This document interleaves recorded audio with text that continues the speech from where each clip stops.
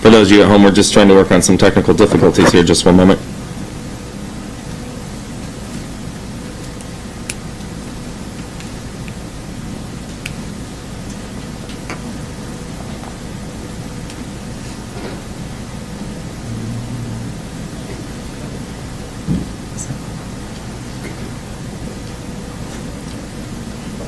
There we are, live. Okay.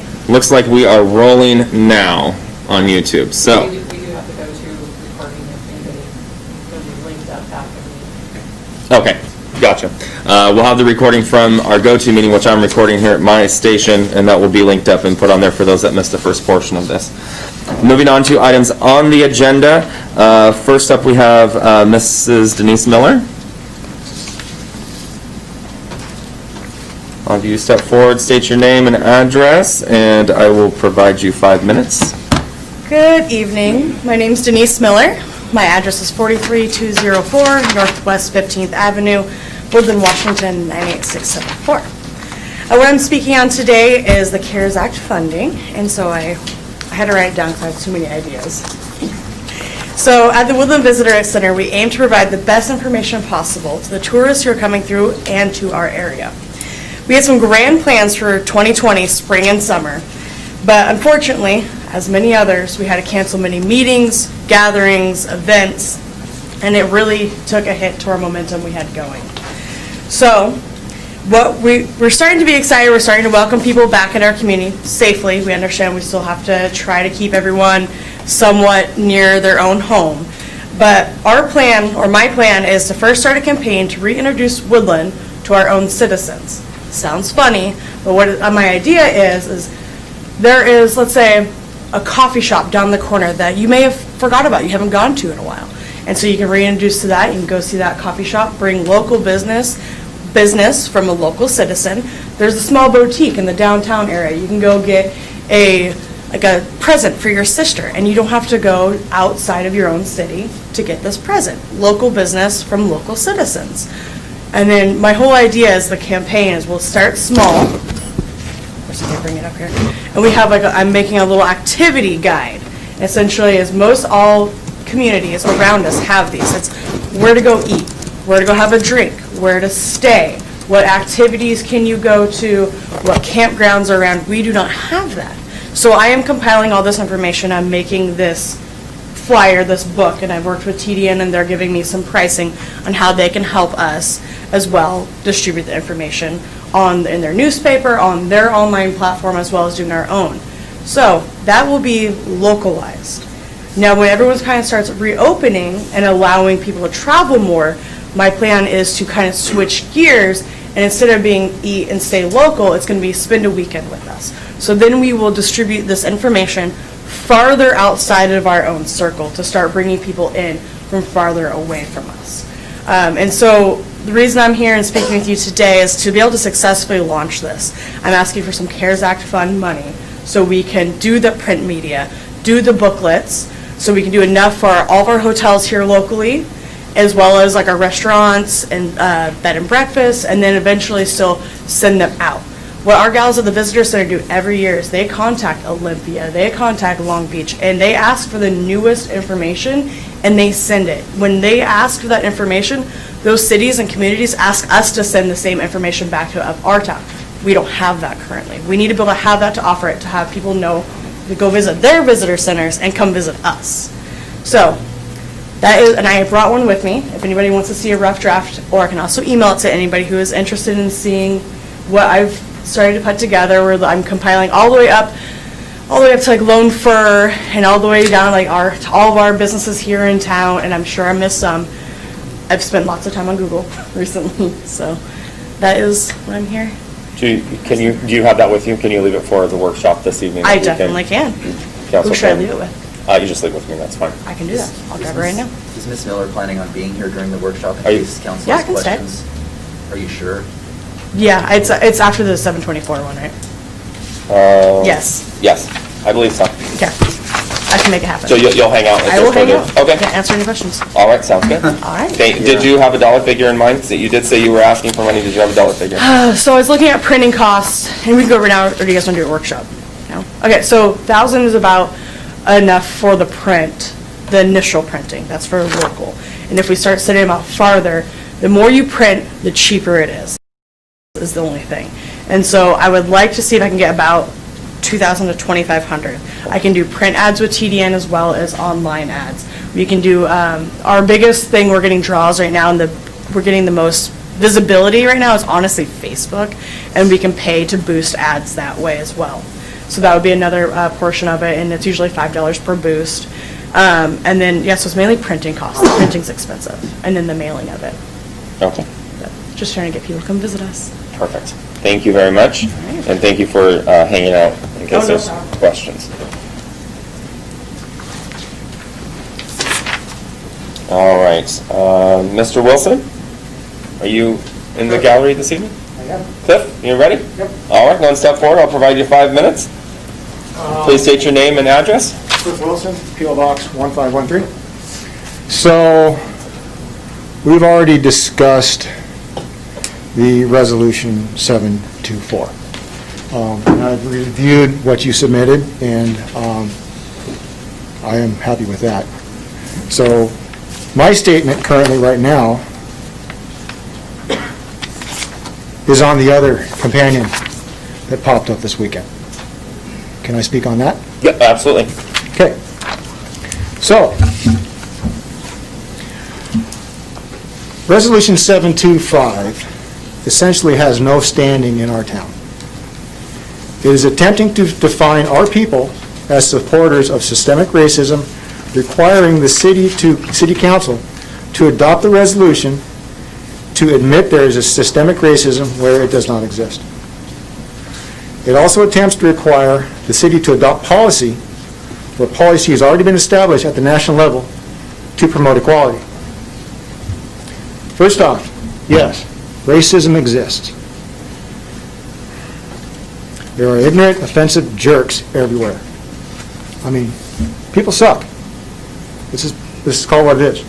However, let's look at the buzzwords, systemic racism.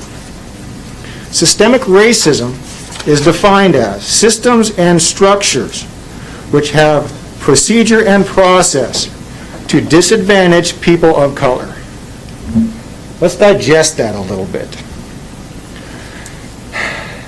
In process and systems engineering, these systems and structures with procedure and process are also discussed and defined in a document called a functional description.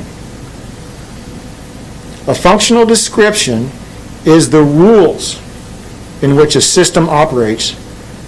It is analogous to what is called legal code in the civil world. Legal code, also known as U.S. Code, Washington Administrative Code, Woodland City Code, all have to abide by the rules of law set forth in the U.S. Constitution. As such, any adopted code falling under the definition of systemic racism would have to violate the 13th Amendment, the 14th Amendment, Civil Rights Acts of 1875, 1964, and 1991. The closest thing this would have been would be Jim Crow laws. However, Jim Crow laws were abolished in 1965 by the adoption of the Civil Rights Act of 1964. There currently is no legal code or statute that gives a functional description of systemic racism. Therefore, systemic racism does not actually exist. Admitting to a thing like systemic racism is just a way to dodge being tried in the kangaroo court of public opinion. Additionally, if the city council admits to systemic racism, that act is similar to admitting guilt to a crime that has not been committed nor defined by law. Being required to admit to something that is not defined by law is a fascist attempt to usurp a widely held U.S. principle of innocent until proven guilty, which was established by 1895 case law of Coffin versus U.S., which states, Every man is presumed innocent until his guilt has been proven beyond a reasonable doubt.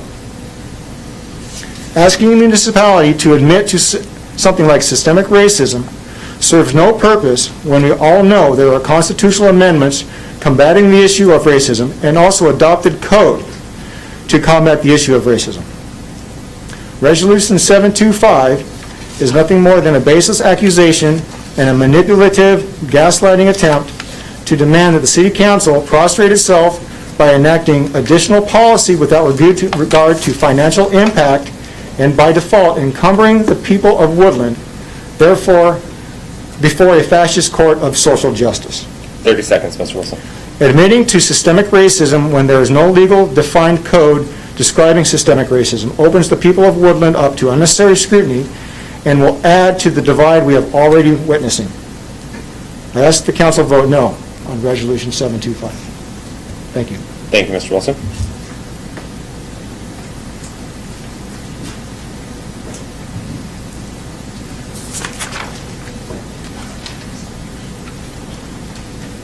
So I've got two on the next line. Nicolette and Rob, are you folks speaking together, or are you both going to speak, or just one? Okay, gotcha.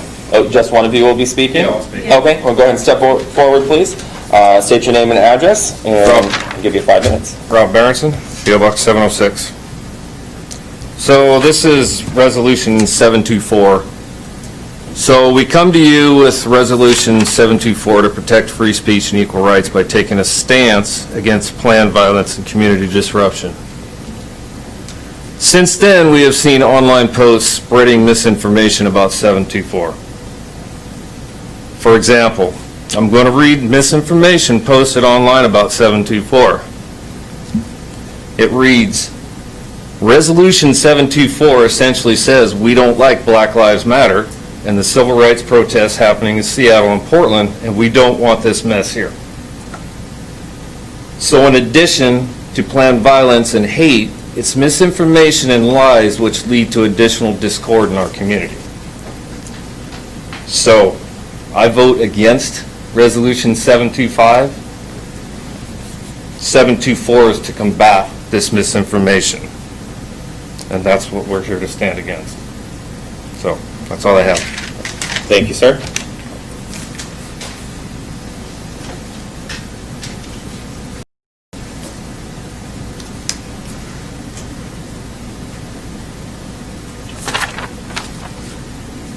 All right, Aaron and Emily, are you both speaking this evening? Oh, we're good. It's been covered. It's been covered. Oh, okay. Mr. Dobie? Okay. Goodbye. Thank you very much. 5 minutes. My name is Ben Odowa, 1066 South Peking Road, Woodland, Washington. I've heard some comments. I am very much in favor of 724, and I'm flat out against 725. That is a resolution that stated to eliminate systemic racism and injustice in the city of Woodland. I do not experience that kind of behavior in Woodland at all. Not since I lived here, not now, not in the past. So why tune into something that will jeopardize our, let's say, good feel for justice under the law? And if there would be systemic racism, then I would admit to it. And so a lot of people that spoke in favor of 724 and against 725. That's not the case. So I pray that your city council is going to defeat 725 and favor 724, because if you are going to get into 725, then it will attract something into Woodland that is not there, and it will complicate matters on all kind of issues. And the one that is behind the 725, in my opinion, already tried it in Jekyll, which was just several weeks ago. Thank goodness that was defeated by a 3-2 margin of the city council there. But this gentleman doesn't even live in Woodland, as far as I can see. The ones that live in Woodland, all the ones I talk to, and there are plenty about this issue, and they don't see any kind of systemic racism or injustice in Woodland. So I speak also on behalf of those that I talk to, lots of friends and family members. So please go for 724 and defeat 725. Thank you very much. Thank you, Benno.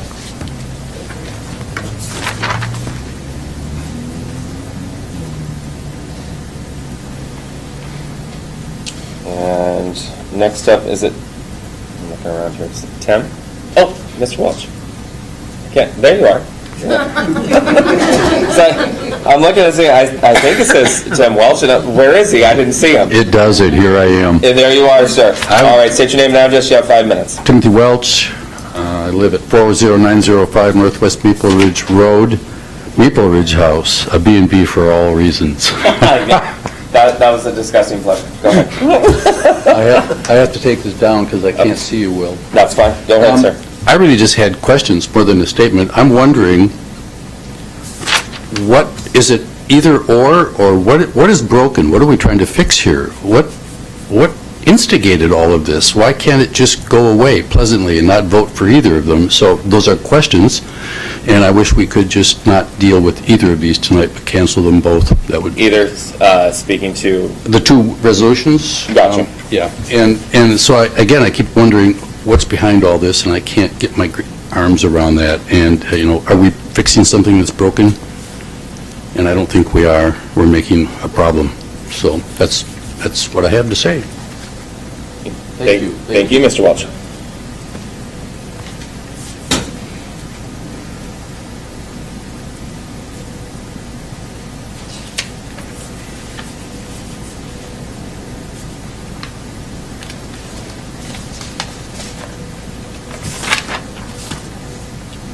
Mrs. Johnson. You're hiding back there too. I can't see anybody tonight. You're not in your normal spot. All right.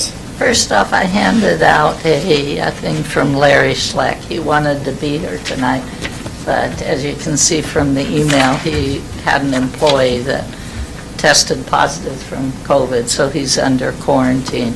And he's very much in favor of 724 and against 725. And so that you could see that, oh, by the way, Darlene Johnson, P.O. Box 1808, Woodland, Washington. See, I nailed everybody else, but you want my kids? Go on. Just go. Okay. Sorry. Well, I want a little bit, I wasn't planning to, but I wanted to answer a little bit of Tim's question, there's a lot going on in our country, and there's a huge number of people that are just silent. And you can't always just be silent. And Resolution 724 states kind of who we are, that we are a community that welcomes people. We are a community that likes the police. I can see no reason not to make those statements, because there's people that are making statements on the other side so strong and loud that if you just sit back and do nothing, it doesn't seem to work. And so it really, and I've read both the resolutions. Of course, I'm in favor of 724. I've testified on that before. I won't make you listen to that again. But on 725, there's assumptions in there, and I don't believe any of the assumptions are correct. And so you can't be, I feel it's inappropriate to pass a resolution based on assumptions that are not true. And so I'm hopeful that you will see that and vote against it. I'm hopeful you won't just always be the silent people that say, our country is good, our country is great and stuff, but never actually say it. And I think that's why this resolution was brought up. By the way, I had nothing to do with writing it. I wanted to let you know that. I read it after it was written, and I really approve of it. And I hope you guys do too, guys and gals. Thank you. Anyone else in the gallery for items on the agenda who failed to sign up? Now's your opportunity to step forward and speak. Seeing no one else, and we'll take it online.